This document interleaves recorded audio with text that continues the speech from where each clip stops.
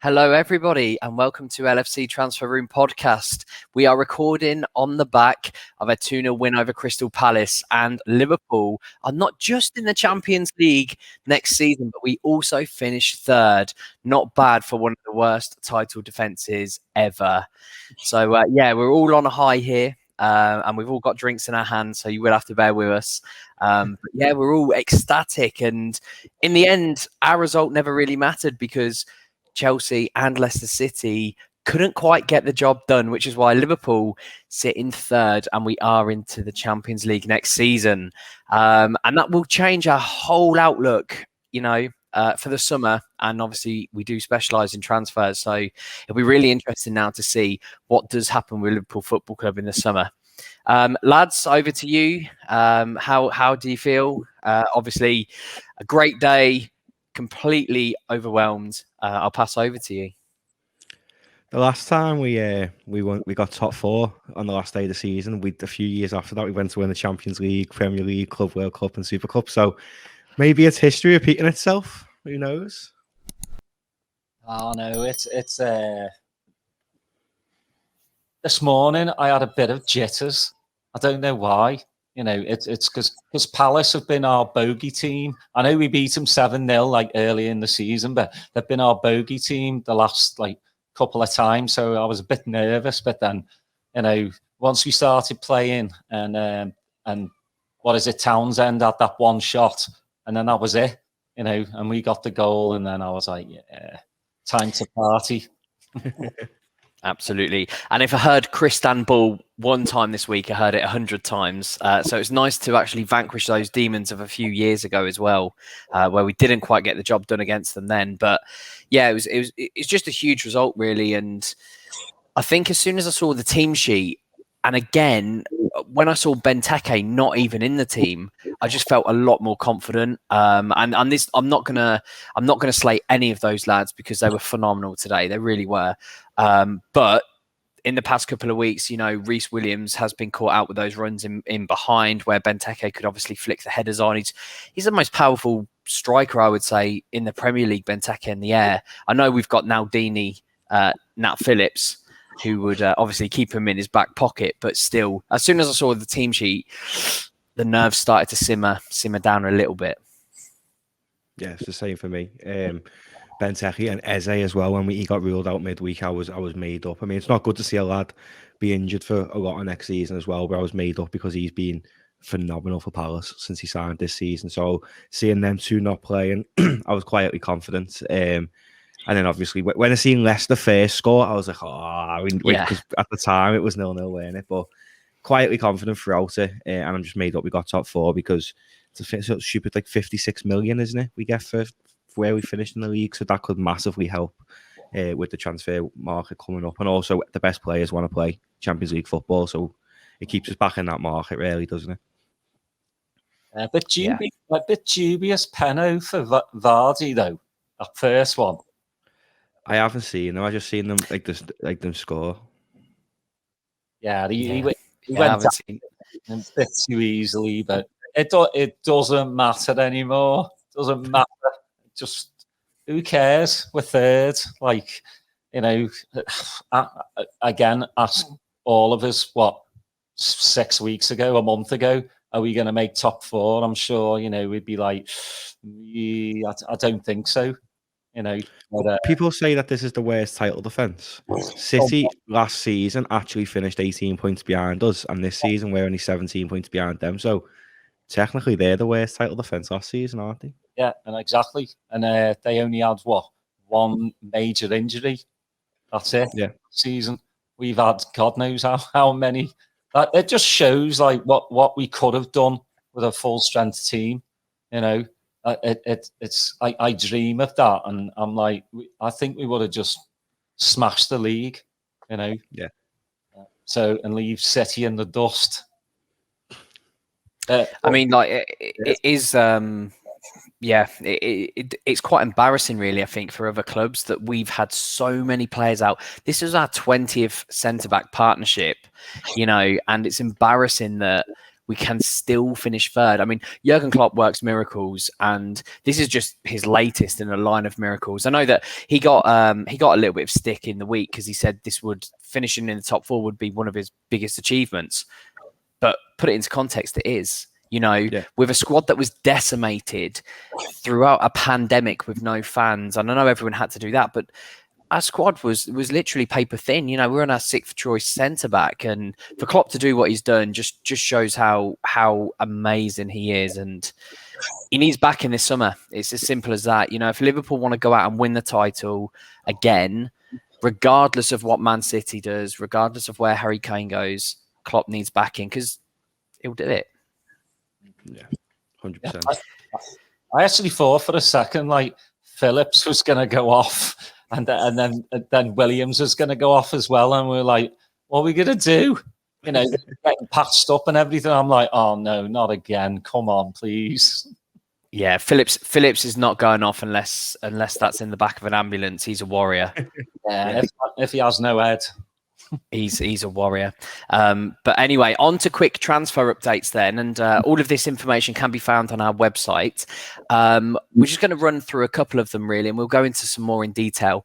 But from the Italian site Lego, Liverpool want Inter's Stefan de Vrij after Inter Milan want to bring in more signings this season. He's a 29-year-old centre-back. He's valued at 50 million. It's one of those that it looks highly unlikely, especially if we are going to bring in Konate. Signing a 29-year-old 50 million looks unlikely, but that is what the Italian source is saying. On to our next one, Football Insider. West Ham are interested in bringing in Alex Oxlade-Chamberlain, who scored that very vital goal that gave us the edge on goal difference on Wednesday night against Burnley. They've made initial contact with Liverpool about his availability, and they're reportedly bidding around 22 million for the English midfielder / new false 9. And our final link really is from Le Ten Sports, which is a French outlet. And Kylian Mbappe has said he could see himself playing for Liverpool due to their prestige. Now, not to remind people, he is on a free next summer. He did also mention Real Madrid. So he could just be twerking for other clubs here and trying to make the best deal. Because let's be honest, if Kylian Mbappe is going on a free next summer, that is going to be the highest paid contract I would imagine any footballer is on. And the final one really is about Ben Davies, and he's been really unfortunate, with injuries and his time since the January window. He's not obviously played, but Liverpool are not looking to move him on. And I think, and lads, you'll obviously know as well, I think when we look at the likes of Fabinho, Oxlade-Chamberlain, Robertson, Klopp does take his time in playing players, and he won't just play players for the sake of it. So again, Liverpool not looking to move him on in the summer, and it does look like the former Preston man has a role to play in Liverpool. So as I said, that is our quick transfer update. And for more information on these stories, head to our website. But is there anything in there, chaps, that you want to explore perhaps, or just briefly comment on?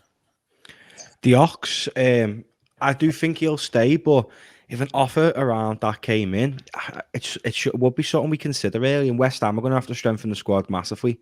Got European football next year, which is the first time for them in maybe ever, if I'm not, or maybe a long time anyway. And so they are going to have to strengthen. They bought a few decent players. Some players haven't worked out for them, but the Ox would be a good buy for them. If you're getting 22 million for them, Liverpool would have only lost between 5 and 8 million over the course of the time we've had them.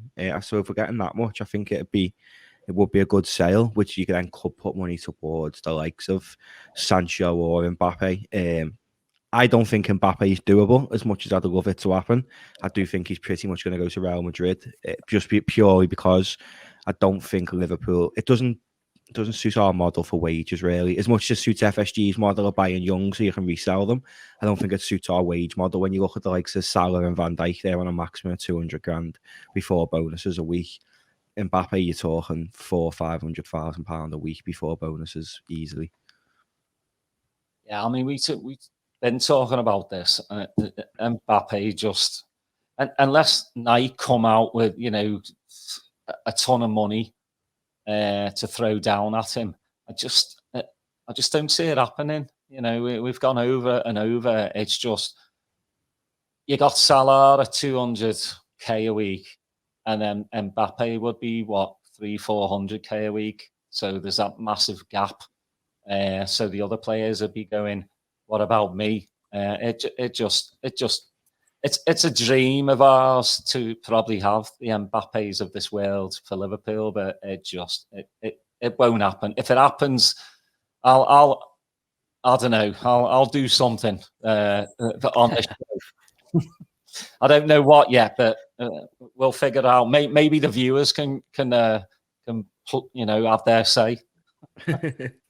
I think I'll sit in the same boat, really. I think Kylian Mbappe is a little bit of a pipe dream. And as we discussed last week, I think Sancho's far more realistic because he's the type of player that really would actually come in. He won't demand a high wage. Mbappe is fantastic. I love him. But yeah, I think it's a bit of a pipe dream. And as for Ox, like I said, he's started to play now in that false nine role, and that could be a position, for him. The thing is, how fit is he going to be? Which is always the question mark over him. So we'll have to see what's going on with West Ham because, as Matty quite rightly pointed out, they do need players. Lingard has come in and changed, the way that West Ham play, and that's Jesse Lingard. And I'm not trying to be officious towards him. But I do think Oxlade-Chamberlain is a better player than Lingard. So imagine what they could do with Oxlade-Chamberlain as well. So, I mean, we'll see. They might just end up cashing in on Lingard, and Man United might just be very happy to sell him, and he might be happy to stay there. Yeah. Moving on now. It looks as though Bayern Munich are after Gini Wijnaldum. This is coming from reports that they are in advanced talks after his deal with Barcelona fell through. It says that Bayern Munich are desperate to sign him to fix the midfield depth issues because they have been a little bit light since we took Thiago off them, and they have lost a few games this year, which usually you wouldn't expect from Bayern Munich. They are a bit struggling for cash this year after getting Nagelsmann and Upamecano for 25 million and 40 million euros respectively, but Gini come in free. He's an experienced player. He's only ever missed 16 days for Liverpool. That was his longest ever time out in 5 years. At 179 games this season, he's played 37 Premier League games, 9 Champions League games, scored 2 goals. I'm going to miss him, but I think if any club was to take him, I wouldn't mind it being Bayern Munich. I don't know about what you guys think. Sad. I mean, I would much, obviously, if he's going to go anywhere, I'd rather go Bayern than Barca. I'm still sour over the Suarez and Coutinho deals there, so I'd obviously rather him go there. And he's going to win things at Bayern, let's be honest, and that's what we want really from ex-players like Gini. We want them to win things, and I will be extremely sad as well. I think today was fantastic where he got his guard of honour, and he's just, I think, it's going to take a couple of months after he's gone for people to realise how much of an impact he has on that Liverpool team. He controls the game. He dictates the game. He's the person who you give him the ball. Very rarely does he lose it. And yes, people point to his assists and they point to his goals, but his game for Liverpool isn't that. I know he's a number 10 for Newcastle, and we know what he does for the Dutch team. But Gini is Mr. Reliable. And as Matty quite rightly said, he's missed 11 games. That's it. In his whole time at Liverpool, 16 days is his longest time out. The best sort of ability is availability. And Liverpool Football Club is an emotional club. And that just completely typified today what Liverpool Football Club was. That guard of honour, his interview at the end, Klopp's emotional interview at the end. It just shows how much we're going to miss Gini. And I don't know how you replace that sort of availability. I don't think you can replace it. To me, bar Van Dijk, Gini looks like he's the first name on the team sheet every week for the past 5 years. So it's going to be dead hard to replace it. And I agree with you. I think people aren't going to realise how much we're going to miss Gini until maybe a few games into next season. I think he gets a lot of disrespect, very similar to what Firmino used to get until people realised how important he was. So I do think Gini gets a lot of disrespect. And for me, he's 100% a Liverpool legend, and he leaves a legend and what he's done for this club. And let's not forget, I don't think we would have won the Champions League without Gini Wijnaldum, because we wouldn't have got the final without him coming on at half time. So legend for me. I mean, like Gini's had so many important moments for Liverpool. It wasn't so long ago in Klopp's first full season when we were fighting for top 4 again, obviously, you know, and we had to beat Middlesbrough, and it was such a tense game. And he got the opener on the stroke of half time, and then it just all tension eased, and we just went on, as Matty again, and we qualified for the Champions League. And then obviously Matty's just said as well, like those 2 goals. He doesn't score many goals, but those 2 goals against Barcelona, we wouldn't have won the Champions League without him. Absolutely not. And there's an argument also to be made, would we have won the Premier League without him? I don't think so. No, I don't think so either. No chance. No, that's the thing. You don't know what you have until it's gone. And when Gini's gone, there's going to be a massive hole, because you got to have some big boots to fill Gini's, you know. And obviously we'll see, you know, what comes out in the next day or two. You know, like Gini wants to say his piece, so you know we'll wait with eager ears to see what he has to say. But I hope there's a massive turnaround in the next 24 hours and Liverpool just go, all right, here you go. All the fans rebel and go, come on, just sign. I think sorry, I was just going to say, Daz made a good point earlier. It's not really about, a lot of people think it's about the money as well with Gini, and it's not. And obviously, you know, feel free to explain a little bit further. Well, I think with Gini, I think he's frustrated. I think the story he's got to tell, I think he's frustrated that he hasn't been offered a deal. When you see like the likes of the Ox not being offered deals in recent years, I think with Gini, he hasn't been offered a deal that he wants. So from my understanding, he wants 140 grand a week over for 3 years, and Liverpool only want to give him 140 for 2 years. But for me, it's just like, why not pay him it? James Milner is on £140,000 a week. So Gini Wijnaldum, how do we know he could not be the next James Milner who plays? He's never injured. He could play until he's 36, 37. So for me, I'm a bit frustrated that the club haven't given him it. And maybe that's the story he's got to tell, because you can see, obviously, he wants to stay. You can see he wants to stay. And if he didn't want to stay, he probably would have announced the club by now. And the fact that, yeah, in recent weeks, his performances haven't been fantastic, but has any of the players' performances been fantastic this season, apart from Salah? Well, that's the thing too. I mean, you get online and I've just noticed that there was a lot of people today going, why is Gini starting and this and that, you know? And when Alisson scored that amazing header against West Brom, you know, there was this uproar that Gini didn't run over to congratulate. You know, he just walked over, but that doesn't mean anything, you know. But people take that and they turn it around, going, you know, he doesn't care about the club anymore. If anybody watched that game today and then they watched him get substituted, you saw in his face how much he cares, you know. So I don't understand where this whole thing that he just doesn't care anymore. It's because a lot of people, we don't know what's gone on behind the scenes, you know, with the contract stuff. But you can tell he loves Liverpool. So he actually, in his post, I'm going to read this straight from Twitter. In his post interview, said, "I'm fighting against tears right now. The people in Liverpool have shown me love during 5 years. I will miss them." So, you know, he does. He absolutely, you can see it like in his face today. And he hugged every single member of that Liverpool bench when he came off. And he'll be absolutely missed. And I think Klopp summarized it perfectly when he said he's going to be very sad to see him go. And he said, if goodbye is not tough, then your time together is not worth it. And I was like, that typifies Jurgen Klopp and Gini Wijnaldum for me. Yeah, 100%. I think he's such a massive character as well, isn't he? Similar to Lovren. I think we've missed Lovren a bit this season in terms of his character and that. So Gini Wijnaldum is such a massive character. I don't think you've ever seen him not smile. So you can see like the mood he brings to the dressing room. The players love him, the squad love him, the team love him.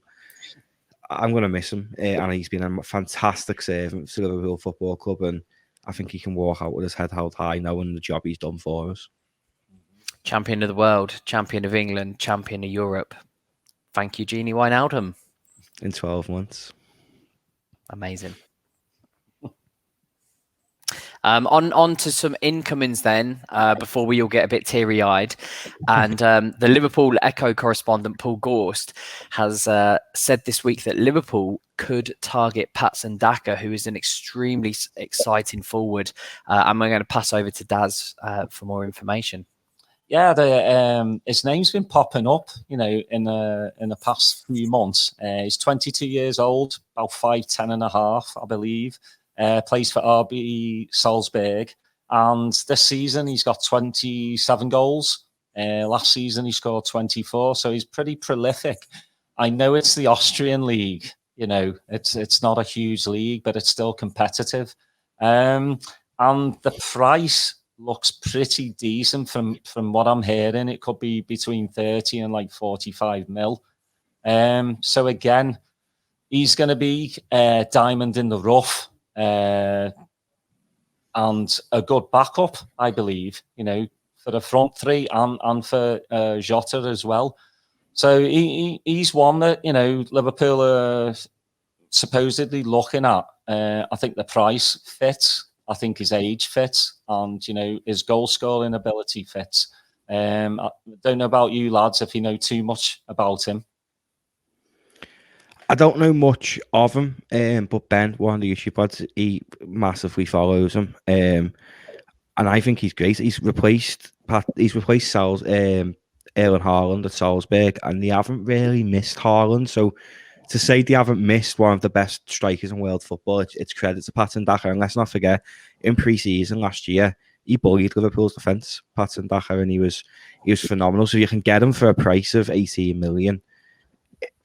It's a no-brainer, really. And with him being sponsored by Nike, maybe that could help as well. And he's as fast as Salah, which is interesting for a striker as well. Yeah, he's I mean, I know that we say it's the Austrian league, but Haaland was banging him in, and he's not done too bad in the other Bundesliga. So yeah, I mean, he's obviously Zambian, and he takes his heritage quite serious as well. He said with BBC Sport actually that he idolizes almost Mohamed Salah and Sadio Mane, as well as Aubameyang, and said it's something that gives me the dream that I can make it in the Premier League. So for him, it's on his radar. I mean, why wouldn't it be? But yeah, as we've said, he's young. He's not expecting to come in straight away, and I don't think he's expecting to start straight away, which would fit us perfectly if we are not going to sell our front four, because he's willing to wait for his chance, and that chance will come. He can learn from Sadio Mane, he can learn from Mohamed Salah, and who else would you want to learn from? So yeah, he's brilliant. Overall, he's got 68 goals in 124 appearances, and for a 24-year-old who's as rapid as he is, that's not bad going, So I think a Patson Daka is a realistic signing, and I think it's actually a really exciting signing. Completely agree. I don't think Liverpool are going to go out and buy someone this season for like your Mbappe's. I think Patson Daka's the more realistic option who could come in rather than Mbappe. And if you could get someone if you could get a window where you get Daka, Sancho, and Canate, it's three massive additions to the squad that we haven't got already this season. I mean, Patson Daka's a massive upgrade on Divock Origi, who's currently the backup to Firmino. So for me, it's a no-brainer, because you can probably sell Origi for around that price anyway. I mean, there's a lot of deadwood, isn't there, to be cleared at Liverpool, I think, this summer. And I mean that in the greatest respect, but there are a lot of players who seem to be on their way out. And if you're bringing in Patson Daka for that much or that little money, it's not bad. If you're going to say Grujic and Shaqiri both combined is one Patson Daka. Yeah, that's a good analogy of them, to be fair. Mm-hmm. I'd love to see him, and like you said, Matty, I mean, Sancho, Daka, and Canate, that's not bad. It's world class. Yeah, it's Premier League winning squad like that. Yeah, and and with Thiago kicking on and Hendo back, and oh man, got him already thinking about next season. would be absolutely flying as well if Naby Keita could stay fit for a consecutive run of games as well in that midfield, because it would suit our midfield so much down to the ground just to have Keita and Thiago just rotating in and out. So yeah, I think it'll be interesting because obviously we've qualified for the Champions League. I think it'd be interesting to see if we do replace Gini or whether we stick with what we've got and Curtis Jones gets more minutes. See, that's what I'd like to see. I'd like to see us not replace him, because I feel as though Curtis Jones is the perfect replacement for Gini. I'd like to see him get more minutes, even though he's played 31 games this season. I'd like to see him get more minutes, but I don't even know who could replace Gini, because coming into this Liverpool team, we've seen with so many players, they can't just come in and play straight away. They've got to like have a few months to get used to the system, whereas someone like Curtis Jones knows the system. So for me, I'd rather him be starting where Gini started next season and go and buy someone else in. Yeah, we like new signings, but why not use the academy? Thiago and Gini are very similar players anyway, so you would automatically, like we've said, your starting three is always going to be Fabinho, Thiago, Henderson. But then remember, we have got those rotation options in with Keita, with Oxlade-Chamberlain, they're more likely to stay than the likes of Shaqiri, who can also obviously play in that midfield role as well. It's just what I know Hendo can play in the 6, but if we have got that Champions League qualification, and Fabinho he's been just phenomenal in that 6. I mean, he did very well as a centre back, but it disturbed our whole rhythm. Do we need someone else in that 6 role if Fabinho goes down? I don't think so, no, because Thiago can play there, Henderson can play there. So we have got cover for Fabinho if he did need to drop back, but I don't think he'll drop back next season. I think we've learned our lesson from this season, and I think we'll probably go into next season with Van Dijk, Gomez, Konate, Matip or Phillips, one of them two, and then Fabinho being your absolute last resort. And then if someone gets injured early, I think we'll go and get someone in January then again as well. But I think we've got cover for that 6. And as much as we don't want Thiago or Hendo to play there because they're so much better, more advanced, for a couple of games, if Fabinho needed a rest, you wouldn't mind.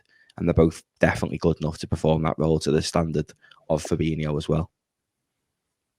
Yeah, for the cup runs, you let one of the squad players play instead of Fabinho to give him a rest, because they're all going to need that.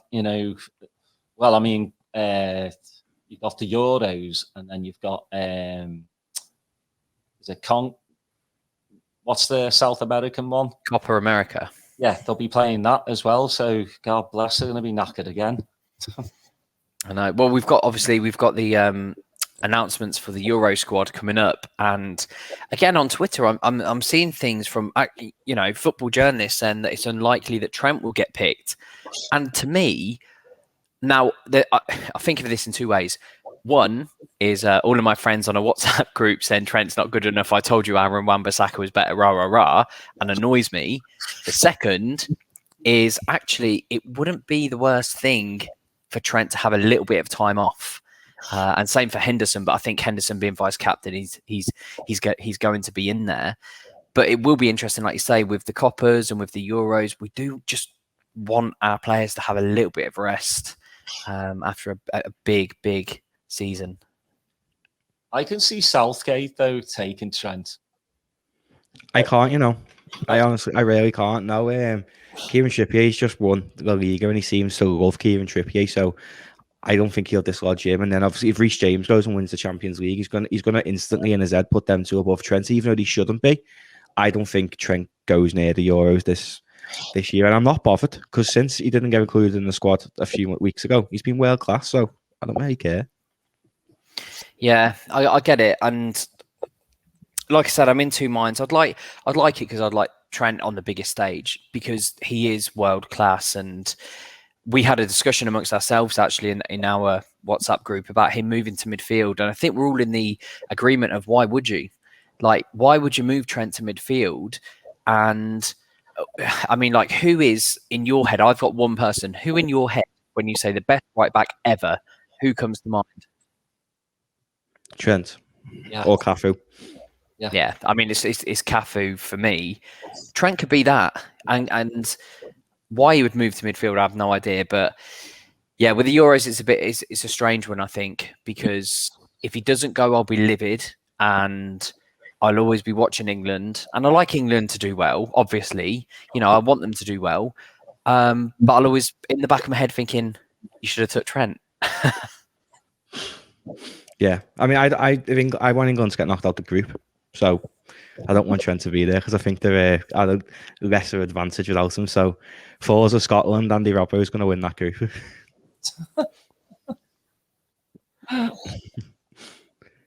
Don't hold back, Matty. No, I just hate England, honestly, because for this reason, like, how on earth are we even having a discussion as should Trent Alexander-Arnold go to the Euros? Do you know, like that's the whole reason I hate England. It was like with Robbie Fowler. He never used to be able to get into it. It's just mad. Well, don't worry, because I'm hearing the World Cup's going to be every 2 years. Did you? Apparently so. Yeah, I saw that. Yeah. Wow. No, it can't, can it? That's another way of people making money. So, we'll see how that goes. So yeah, but I mean, we've obviously made Champions League qualification. Just in case you didn't know, we came third in the league, and we made Champions League qualification. How does that impact Liverpool's transfers this summer? I mean, let's not get too wrapped up in the myth that you can't attract best players if you're not in the Champions League, because you obviously can. But how do you think that impacts Liverpool's transfers this summer? Massively. I think that this summer we can maybe go and get Sancho. Said it on the last pod. I think he's more obtainable than we realise, but I think it depends on Champions League football because the best players don't want to play in the Europa League. So I think it affects our transfer plans massively, and I think we can go and get all the targets that we wanted. Maybe this is why Canate hasn't been announced yet. Maybe the part of the deal was he needs to start Champions League football. But I do think it's massive for Liverpool. All the best players play in the Champions League, and I do think that Liverpool have got a good chance at winning it next year if we make the right moves. And I think that we probably wouldn't have won the league next year or been challenging for the Champions League had we not got Champions League football this season. I think it's a lot more important than we realise as well, like financially, especially after the pandemic, for Liverpool to achieve that. It puts us in the position going into the summer of being okay again. Yeah, I mean, it's nice to hear, Klopp kind of play it down, saying, even if we did make Champions League, we have our targets. But at the end of the day, when you do make Champions League, it makes those targets a bit more realistic. So yeah, I think there's a line out the door wanting to come to Liverpool. It's just, contract. Money talks. But we're in an amazing position again. But yeah, I'm flying from the moon. I'm just ecstatic that we did it. I texting all my mates back home, just like they're still in the pubs, getting ripped. I'm glad I came home.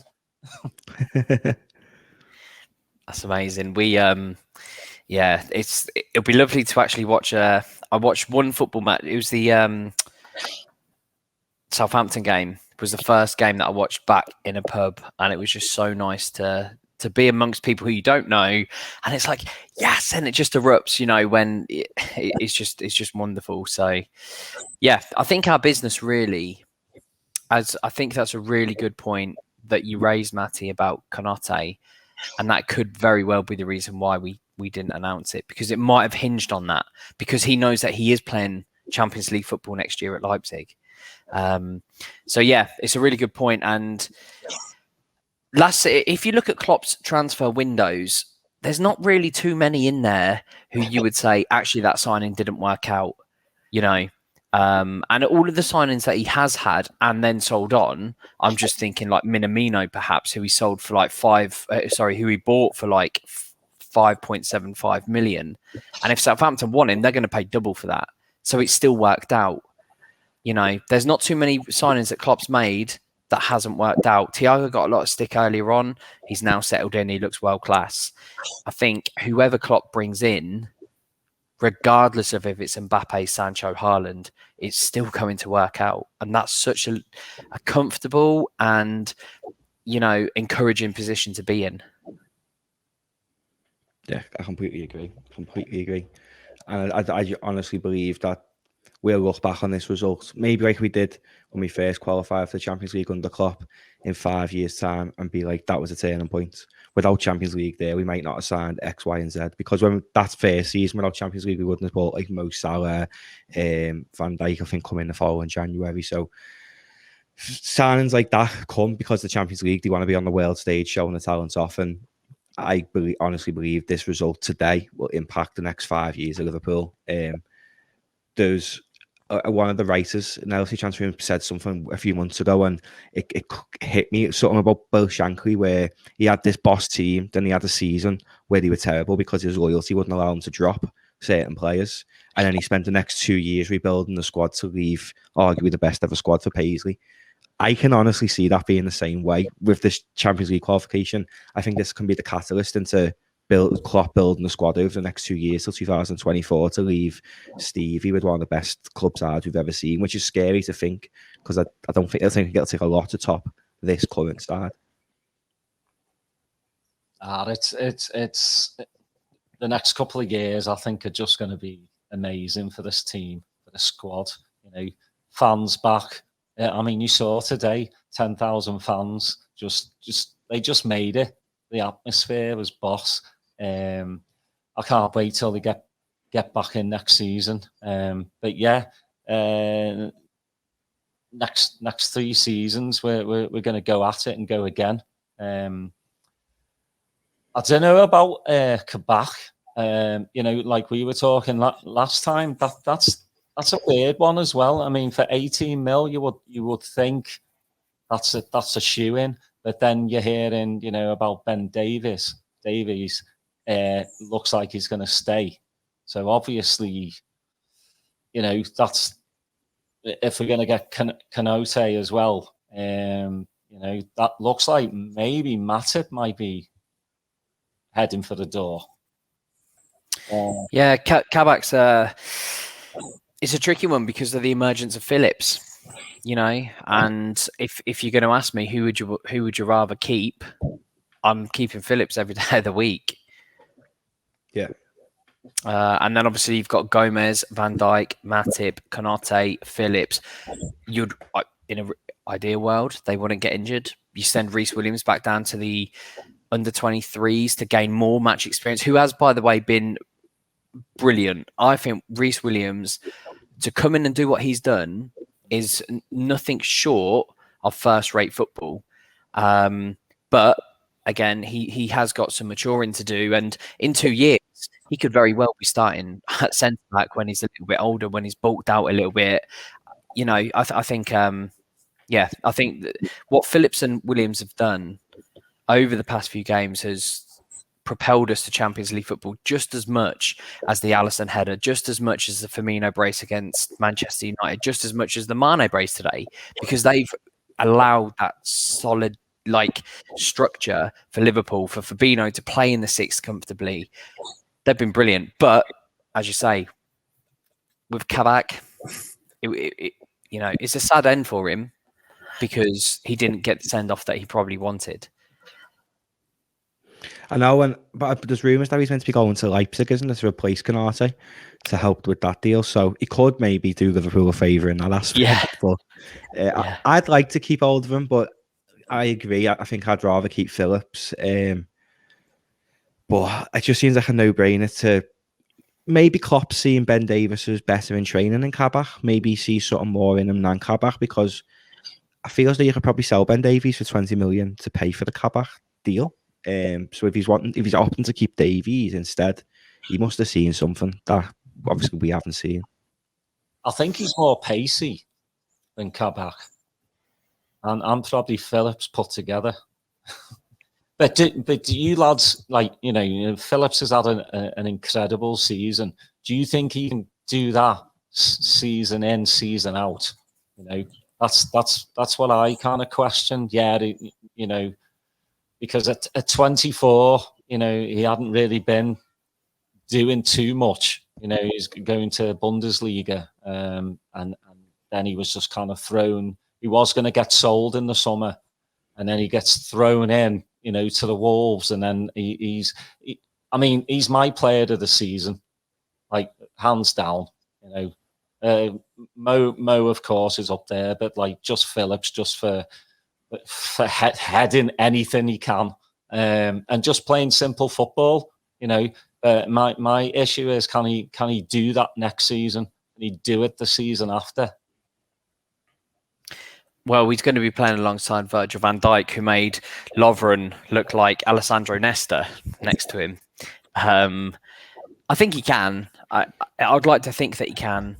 Maybe I've just got my Nate Phillips blinkers on at the moment, after seeing him in the past few months. But yeah, he was supposed to go to Swansea in the summer. And obviously, that however things work out, they work out. Yeah, can you imagine if he didn't? If he did go to Swansea?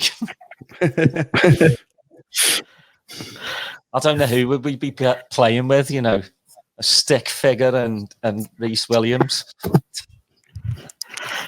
We'll have Big Billy. It's all right. We'll have Big Billy. He's another one coming up through the ranks as well. Klopp thinks very highly of him as well. Very, very highly. So maybe that is another reason why we're not bringing Kabak in, because it could stop the development of the likes of Billy Mesio and stuff. Because from a business point of view, if you've already got someone in your academy, it's pointless really going and buying someone for £18 million when you've got someone who, if you believe they can be better than that said £18 million signing, you're going to want to save the money and invest it somewhere else in the squad, aren't you? Yeah. Well, fact of the day today is that Liverpool finished third in the league, and are now in the Champions League. So that's our fact of the day.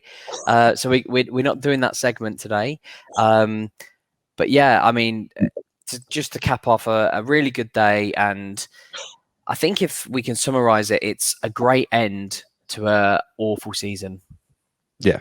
10 out of 10 end to a 5 out of 10 season is what I said on the post-match after it. It's been a terrible season by any stretch. It's been awful. One of the worst I've seen in a long time. But today just makes it that little bit better, doesn't it? And to play in the Champions League next year. And we're going to win number 7 because it's in Istanbul next year. So, yeah, that'd be nice. Yeah. Like we said, a couple of months ago, top 4 just didn't look likely. But these lads have pulled together. The mentality monsters came back in the last, 2 weeks. To put that run together, like I didn't think we were gonna, put 2 wins together, and we're like the in team of the last month, which is mad, but well deserved. Klopp and the boys have just come together and done the job, and I'm like I said before, I'm just over the moon. We are back in the Champions League. This is Liverpool Football Club. We belong in the Champions League every single season, and we belong in the final every single season, and we belong to grab that trophy and put it up for number 7, like Matty said. Absolutely. And miracles happen on Merseyside, for the red half anyway. Yeah, not the other half. Yeah, no.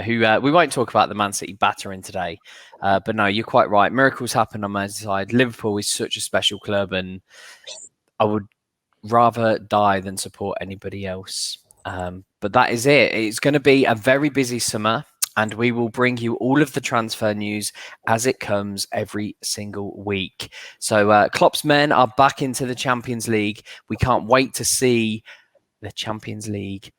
Well, hear the Champions League theme tune, be involved in the Champions League. Again, let's book our tickets to Barcelona. Let's book our tickets back to Madrid as well. And let's show the boys what we are made of. But from all of us here at LFC Transfer Podcast, we wish you all a very, very, very happy celebratory Champions League success. See you all soon. Cheers.